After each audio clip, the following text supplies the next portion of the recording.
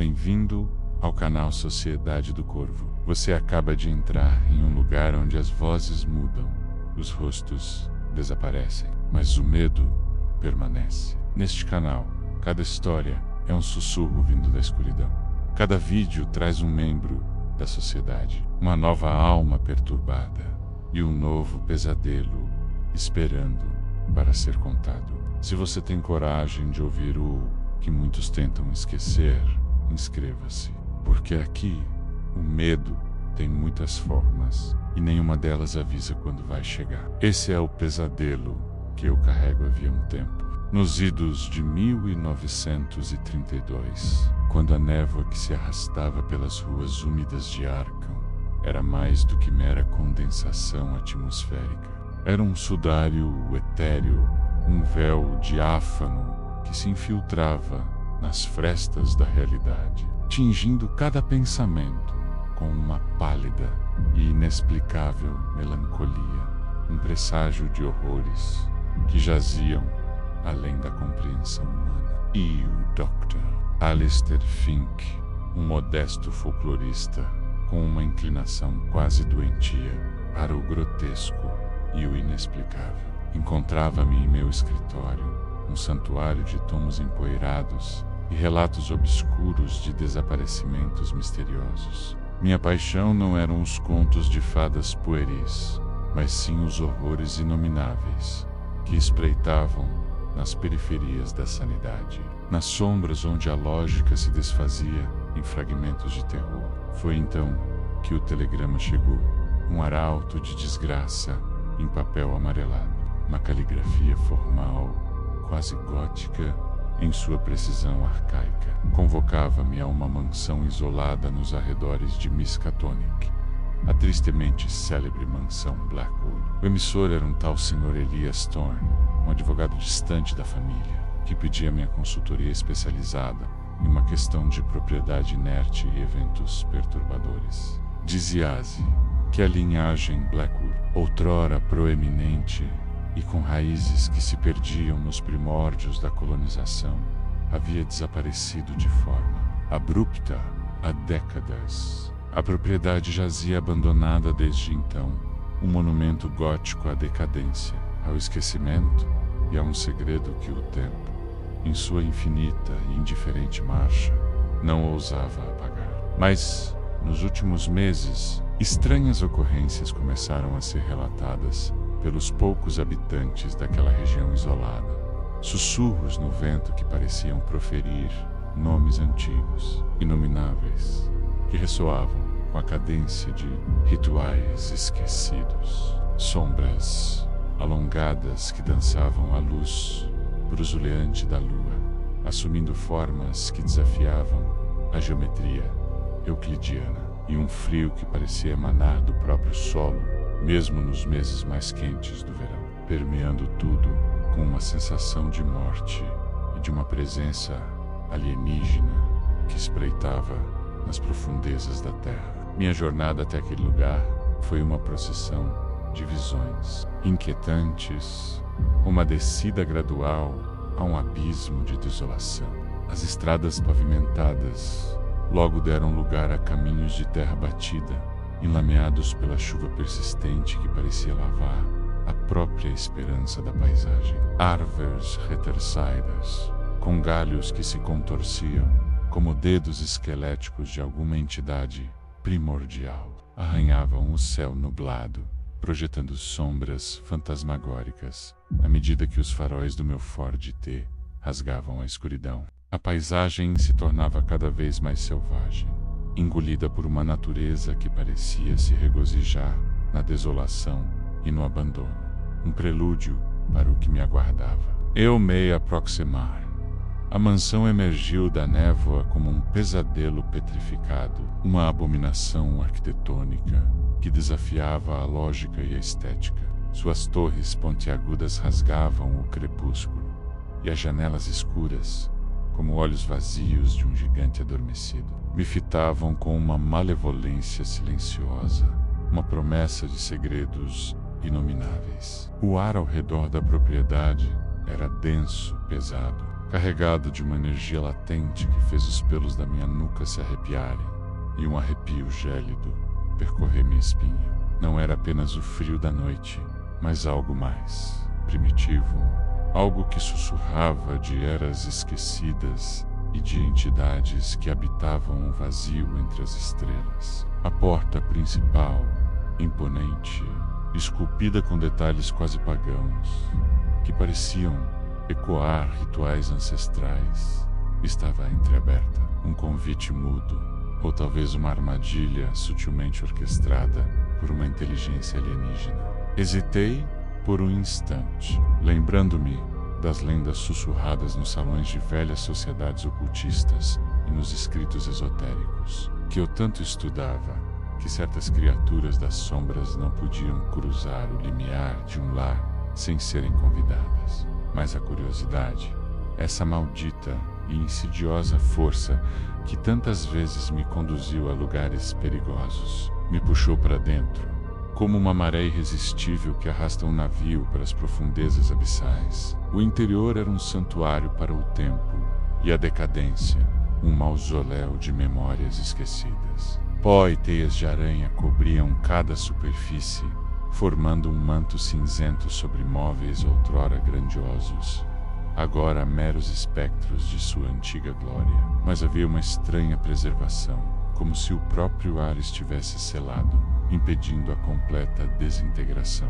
mantendo a mansão em um estado de suspensão entre a vida e a morte. O cheiro predominante era de mofo e umidade, sim, mas também algo mais peculiar, algo metálico e adocicado, como o aroma de um necrotério misturado a um jardim em putrefação, uma fragrância nauseante que parecia impregnar as próprias paredes, um hálito de eras esquecidas. Enquanto eu explorava os salões escuros, iluminando meu caminho com uma lanterna a querosene, percebi que os numerosos retratos nas paredes, cujos olhos vazios pareciam me seguir a cada passo, exibiam um traço comum, uma palidez quase translúcida nos rostos, mesmo em cores a óleo, como se a própria vitalidade tivesse sido drenada de seus modelos. Uma sensação crescente de não estar sozinho me invadiu, não como a presença de fantasmas, mas algo mais concreto, mais predatório, algo que espreitava nas sombras, observando. O silêncio era tão profundo que eu podia ouvir o pulsar do meu próprio sangue nas têmporas, abafando o som da chuva lá fora e o sussurro quase inaudível de algo que se arrastava nas profundezas da mansão. Em uma biblioteca vasta e empoeirada, onde o ar era ainda mais denso como um cheiro de papel velho e conhecimento proibido, encontrei diários antigos, suas páginas amareladas e quebradiças, revelando a história dos Blackwood. Eles falavam de um pacto com forças além, de hóspedes noturnos que traziam conhecimento proibido e de uma maldição sanguinária que se apossava da linhagem, garantindo sua eternidade. Mas os detalhes eram vagos, obscurecidos por um medo tão profundo que as palavras se dissolviam em sugestões de horror indizível, de sacrifícios sombrios e de uma existência que desafiava a própria mortalidade. Uma existência que se estendia para além dos limites da compreensão humana, para os reinos do caos primordial. Foi no salão principal, um cômodo cavernoso, onde a luz brusuleante da lanterna mal alcançava os cantos mais distantes, que a verdadeira natureza da mansão e de seus habitantes se revelou em toda a sua pavorosa glória. Em meio a uma tapeçaria rasgada que retratava uma paisagem sombria e noturna, com luas cheias e símbolos arcaicos que pareciam vibrar com uma energia latente. A lareira, fria e empoeirada, era um ponto focal para uma série de estranhos glifos e símbolos gravados na pedra escura, símbolos que eu havia estudado em tomos proibidos, associados a entidades que residem nas franjas da realidade, seres que se alimentam não apenas de vida, mas da própria sanidade, e que aguardam pacientemente nas profundezas do espaço-tempo, E então ele apareceu. Não surgiu do nada, mas como se sempre estivesse ali. Uma sombra solidificada em forma humana que se destacou da penumbra. Uma figura que desafiava a própria lógica da percepção. Alto, com feições aristocráticas de uma beleza gélida e uma palidez mortal que contrastava com os cabelos negros como a noite. Como se a escuridão do abismo tivesse se materializado em sua forma. Seus olhos, de um vermelho profundo e hipnótico, me fixaram com uma intensidade que gelou minha alma e parecia sugar a própria luz do ambiente, revelando uma fome ancestral e uma inteligência antiga e maligna que transcendia qualquer compreensão humana. Ele não falou, mas sua presença preencheu o ambiente com um poder esmagador. Uma aura de terror cósmico que me fez sentir a insignificância da minha própria existência. Era Lord Blackwood, o que restara dele e dos outros. Compreendi então o pacto, o convite que a família havia feito, não a mim, mas a essas criaturas de além das estrelas, a família Blackwood, em sua busca desesperada por poder ou imortalidade. Havia aberto as portas para algo terrivelmente antigo e insaciável, algo que habitava os vácuos entre as dimensões. E agora, a mansão não era apenas um lar em ruínas, mas um túmulo e um ninho, protegendo seus anfitriões e aguardando novos desavisados para serem consumidos pela loucura. Senti o ar se adensar. A temperatura caiu drasticamente a ponto de ver minha própria respiração, um vapor pálido no ar gelado. Uma pressão invisível me oprimia e um pavor primário. Um terror ancestral que transcendia qualquer medo terreno se apoderou de mim. Ele não precisava me atacar fisicamente. Sua mera existência, a revelação do que ele representava, um fragmento de uma realidade que não deveria ser contemplada. Era uma ameaça à minha sanidade. O horror não estava em uma mordida ou em garras, mas na compreensão de que eu havia adentrado um domínio onde as leis da vida e da morte eram meras sugestões, onde o tempo era um conceito fluido e onde a humanidade era apenas uma refeição insignificante para entidades de poder inimaginável. Aquele ser, e talvez outros como ele, eu sentia a presença de mais, ocultos nas sombras, respirando o mesmo ar pesado, habitavam a mansão, presos por uma antiga convenção. Sim, a da entrada por convite, mas ao mesmo tempo livres para espreitar para Corramper, esperando a próxima alma curiosa que cruzasse o limiar. Eu era o novo convidado, a nova refeição, não para o corpo, mas para a mente, para a alma. Eu era a próxima vítima a ser aprisionada naquele pesadelo vivo, um prisioneiro da loucura que se aproximava, sem pensar, sem hesitar, movido por um instinto puro de sobrevivência, que mal reconheci como meu. Corri pelos corredores empoeirados, desorientado, tropeçando em objetos invisíveis, com a sensação de que as próprias paredes se contorciam ao meu redor. Desci a escadaria que rangia sob meus pés apressados, com a sensação de que olhos invisíveis me seguiam a cada curva, olhos que pertenciam a seres que habitavam o vazio.